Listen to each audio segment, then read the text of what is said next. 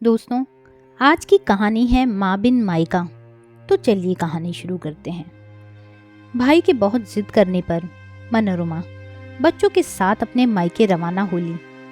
विराज जल्दी लेने आइएगा और बार बार फोन पर जल्दी आने को कहते रहिएगा।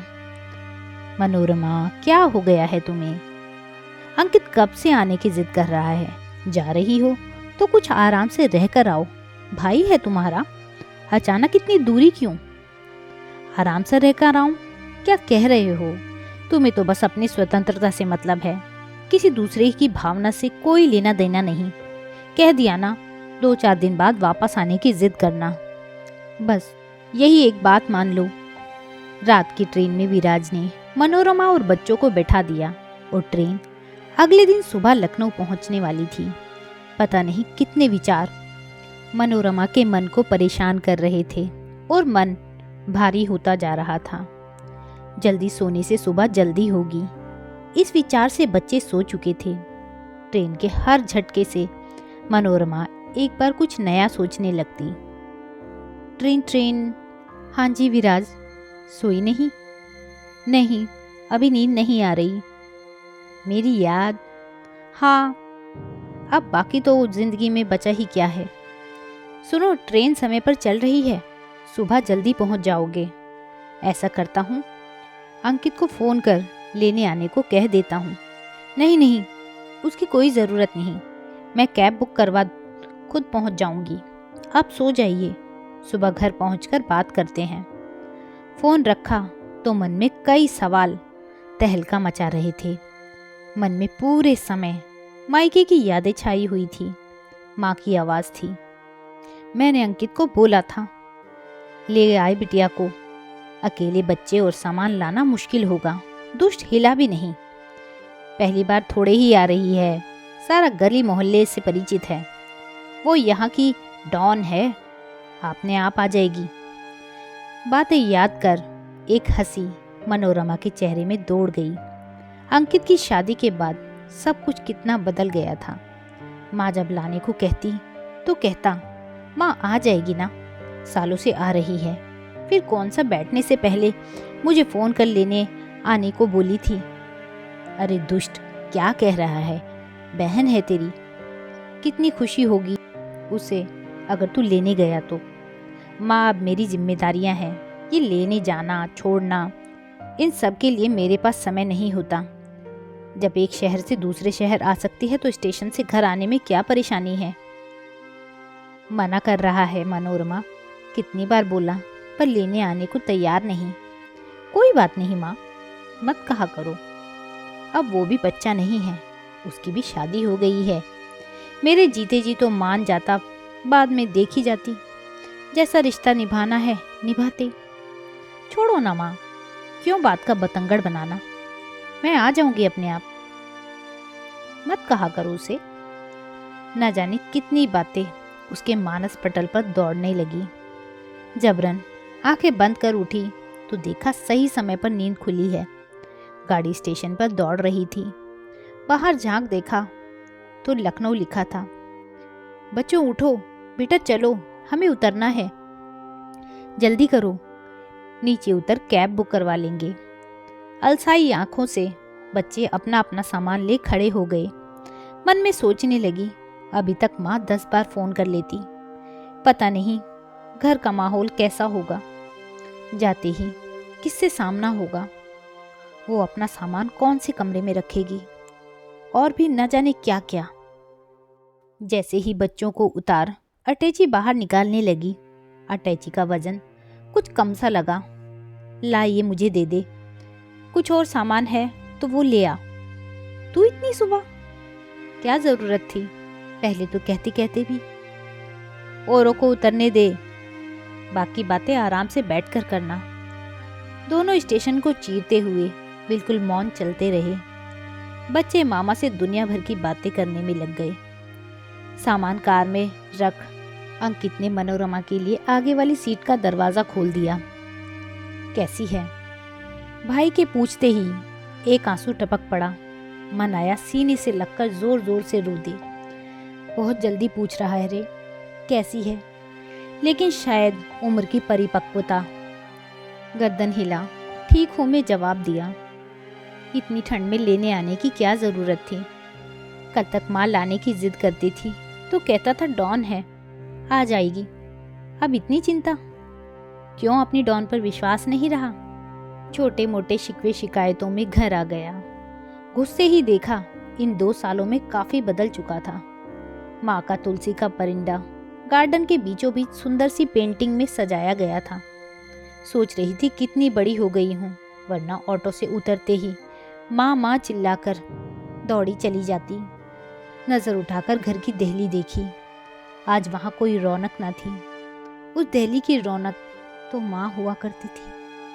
जैसे ही दरवाज़ा खोला, भाभी व बच्चों ने जोर से हल्ला मचाया, वेलकम होम। यकीनन ऐसा स्वागत इससे पहले मायके में कभी नहीं हुआ। बच्चे भाभी न जाने कितनी पुरानी बातें कर रहे थे। दी ये लीजिए आपकी पसंद की अदरक वाली कड़क चाय। बच्चे भी ननिहाल आकर बहुत खुश हुए थे। बातों बातों में समय का पता ही नहीं चला। सारी खुशियाँ थी, कोई कमी नहीं। लेकिन मनोरमा का मन एक जनी को ढूंढ रहा था, माँ की मौजूदगी को, उनके एहसास को। बिना माँ मायका कैसे हो सकता है? जैसे ही अंदर गई, बरामदे में माँ की तस्वीर लगी थी। वहीं खड़ी हो गई। आंसू को काबू में न कर पाई तो भाभी ने कंधे पर हाथ रखकर कहा, हम हैं ना दी, आपका मायका हमेशा पहले जैसा रहेगा। कैसे कहती? तुम उसकी जगह कैसे ले सकती हो जो मेरे चेहरे से मेरे दिल की बात जान लेती थी? आते ही जिसके सीने से लग ससुराल की हो या कोई और परेशानी हो, छू मंतर हो जाती थी। आंसू पोंछ माँ के कमरे में गई। कमरा बिल्कुल वैसा ही रखा था जैसा वो चाहती थी। मनोरमा का सामान माँ के कमरे में रखवा दिया गया।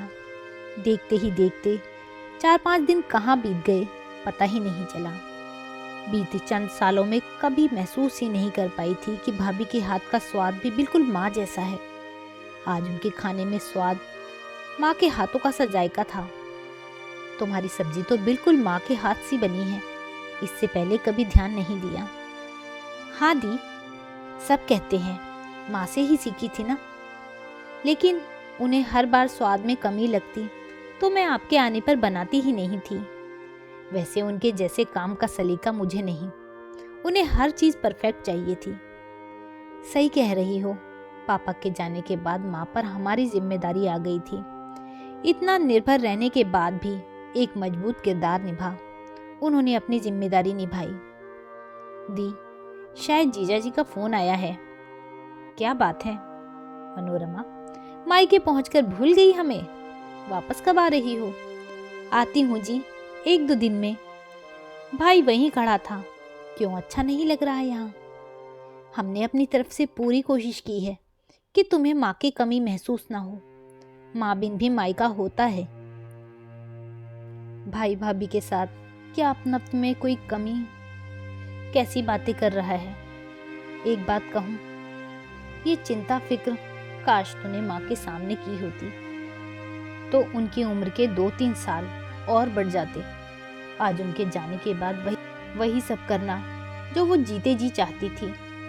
सब कुछ होते हुए भी दिन निष्फिक्र था। हम जब मौजूदा हालात जी रहे होते हैं तो कभी अपने अधिकार के लिए, कभी विचार न मिल पाने के कारण, और कभी माँ बाप की बातों को टोक समझ उस परिस्थिति के साथ सामंजस्य नहीं बैठा पाते। लगता था जब मैं काम खुद कर रहा हूँ तो माँ बार बार बोलकर क्यों टोक रही है। आज समझ आता है वो उसकी चिंता थी, और चिंता में छुपा प्यार। हम बड़े हो गए थे पर शायद उसके लिए तो बच्चे ही थे। ये सब उसके जाने के बाद समझ आया। लेकिन तू है ना, बिल्कुल माँ जैसी। मनोरमा को अंकित की बातों में सच का आईना दिख रहा था। पूरे दिन मन भारी था। देखते ही देखते 15 दिन बीत गए। मायके के हर चीज में माँ की मौजूदगी आज भी थी। कल रवानगी थी, शायद इसलिए मन बुझा बुझा सा था। सब देर रात तक बातचीत करते रहे। अचानक भाभी को याद आया, अरे दी, माँ के कमरे में उनका एक बक्सा रखा है, वो शायद उनका सबसे अजीज बक्सा था। ये उसकी चाबी, मैं चाहती हूँ आप उसे खोलें। ऐसा क्यों? माँ की हर चीज़ पर तुम्हारा अधिकार है। जब हमने किसी चीज़ के लिए कभी कुछ नहीं कहा तो आज ये संदूक और चाबी। दी, माँ हमेशा कहती थी इसमें पूंजी है। मेरे बाद यह मनोरमा की ही है जो इसकी कीमत समझ सकती है। बुरा मत मानिएगा, अच्छा हो इसे आप ही खोलें। कांपते हाथों से मनोरमा ने बक्सा खोला। दुनिया भर की कतरनों से भरा बक्सा। ऊपर से सब हटाती चली गई। पापा का कुर्ता पजामा रखा था, खादी का कुर्ता। देख, ले आया इस बार खादी का कुर्ता, संभाल कर रख, अजय के जन्मदिन पर पहनूंगा। दुनिया आगे बढ़ रही है, लोग कोट पहनते हैं और आप हद करते हो जी। पूजा पाठ थोड़ी है, लेकिन अजय के जन्मदिन का अरमान मन में दबाए पापा एक दुर्घटना का शिकार हो गए। सब कुछ यहीं छोड़कर चले गए। शायद माँ के लिए पापा की पसंद का कुर्ता उस दिन से बेहद अजीज हो गया था। नीचे देखा तो भाई के मुंडन पे कपड़े, अन्नप्राशन के कपड़े रखे हुए थे। हर एक चीज माँ की ममता से ओत-प्रोत थी। अचानक हाथ में वो गुड़िया आ गई जो मनोरमा कभी जिद करके लाई थी। मनोरमा, अब जिद की तो चांटा लगने वाला है। माँ दिला दो ना वो गुड़िया। दिमाग खराब है तेरा? इतनी महंगी गुड़िया, कुछ और ले ले बेटा। थोड़े दिन बाद तो इसकी तरफ झांकेगी भी नहीं। लेकिन मनोरमा पर तो निप्पल वाली बड़ी सी गुड़िया का भूत सवार था। लाकर थोड़े दिन खेल उसे पटक दिया, पर माँ ने उसे हमेशा से यह कहकर संभाला कि तेरी बेटी को दूंगी। कितनी ऐसी यादें उस संदूक में कैद थी जो शायद एक माँ के लिए बहुत खास थी। भाभी, क्या ये संदूक मैं? हाँ हाँ दी, इसकी कीमत आपसे ज्यादा कोई नहीं समझ सकता। देर रात तक बातें कर सब सो गए। मनोरमा मध्यम रोशनी में दीवार पर लगी माँ की तस्वीर को देखती रही। कहाँ चली गई माँ? सब कुछ होते हुए भी तुम्हारी कमी कोई पूरी नहीं कर सकता। पलक झपकते ही माँ साथ थी। मनोरमा, सारा सामान रख लिया ना? ये देख, ये साड़ी तेरे लिए रखी थी, रख ले इसे। माँ, ये तो तुम्हें मामा ने दी थी ना, तुम पहनना। नहीं, मैं पहनूं या तू, एक ही बात है। मैं ये रंग कहाँ पहनती हूँ। उसी दिन तेरे लिए रख दी थी। ये ले, ये अचार की शीशी भी रख। माँ, भाभी क्या कहेगी? कोई कुछ नहीं कहेगा। ये मैंने चुपचाप तेरी पसंद की डालकर रख दी थी। रख ले बैग में। सुबह विदाई दी। चुपके से पर्स निकालकर रुमाल में लगी गांठ खोलने लगी और कुछ पैसे निकाल बिटिया के हाथ पर रख दिए। ये क्यों माँ? इतना कुछ तो दे दिया। मेरा आशीर्वाद है बेटा। अभी पापा होते तो बिना कहे कितना कुछ करते। चल जल्दी कर, कुछ खाए बिना घर से नहीं निकलने दूंगी। ससुराल में ऊंच नीच हो तो बात वहीं दबा देना। खुश रहना। और इतना कह माँ ने प्यार भरी झप्पी दे दी। मनोरमा, मनोरमा, सोती रहेगी? ट्रेन का टाइम हो गया है। हाँ माँ, कह जैसे ही आंखें खोली भाभी सामने खड़ी थी। मन में आया कह दे, क्यों उठाया? भाभी माँ के सानिध्य में थी। फटाफट उठ तैयार हुई। भाभी ने नाश्ता करवा दिया। भाई भी पीछे खड़ा था। दी, आती रहना, जल्दी जल्दी आना। सीने से लग दोनों के आंसू छलक पड़े। कभी पराया मत समझना। तेरे मायके में तेरा सम्मान हमेशा इसी तरह होगा। ये एक भाई का वादा है। मुस्कुरा माँ के फोटो को प्रणाम कर जाने लगी। जा रही हूँ माँ, आज तेरे बगैर मायका क्या होता है ये जान लिया। तुम सिर्फ आंखों से दूर हुई हो, तुम्हारी मौजूदगी तो मायका शब्द में है। घर पहुंच गुमसुम बैठी थी। क्या मैडम, तुम तो 2-4 दिन में ही आने वाली थी, भाई के मुंह में बंद कर रह गई। खूब आवभगत कर दी भाई ने। सारे गिले शिकवे लगता है दूर हो गए हैं। तुम तो जाने से घबरा रही थी। कैसा लगा माँ बिना मायका? आंखों में आंसू लिए भरे गले से बोली, माँ बिन मायका नहीं होता। उसकी मनुहार, डांट, प्यार सब अपने आप में अनूठा होता है। उसका गले लगना, उसकी बातों में अपना बचपन जी लेना, अपने बच्चों की पसंद नापसंद सब मायके में माँ पूरी करती है। बेशक अंकित ने पूरी कोशिश की उनकी कमी ना खले, लेकिन वही बातें ये एहसास करा गई कि कल तक कुछ भी बोल देने वाला, लड़ झगड़ अपना प्यार जताने वाला भाई आज जिम्मेदारियों में बंद मुझसे कितना दूर हो गया है। जिस बातों के लिए माँ ताने देती थी फिर भी वो उन्हें पूरा नहीं करता था, आज उन्हीं सब बातों का ख्याल रख जानती हूँ वो अपनी जिम्मेदारियां निभा रहा था।